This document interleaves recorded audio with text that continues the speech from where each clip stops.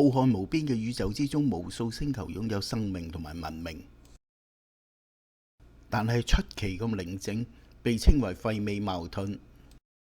1972年發射嘅先鋒者2號係人類首次發射飛行器離開太陽系，亦係人類首次企圖接觸外星文明。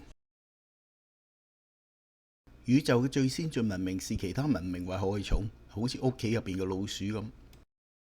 佢哋發現宇宙入邊有其他生命體就會大開殺戒，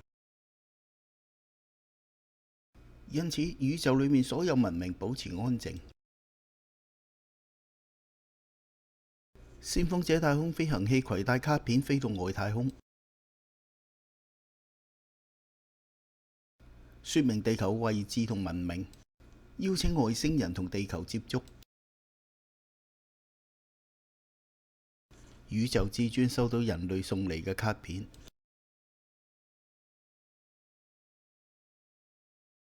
太陽系嘅地球6500萬年前已經俾至尊用隕石摧毀咗，想唔到咁快又出現文明。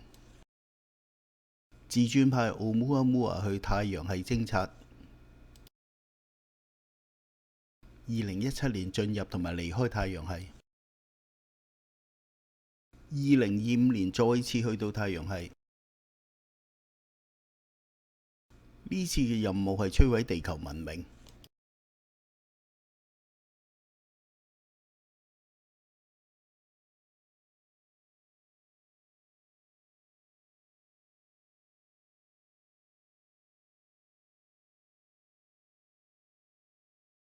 兩艘比較細小嘅太空船跟喺後邊。撞擊產生大量隕石。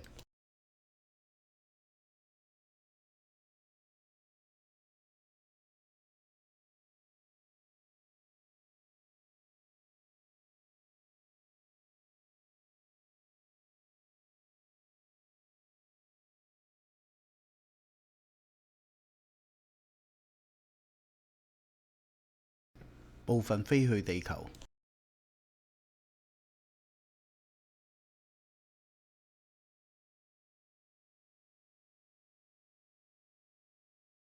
造成地球文明浩劫。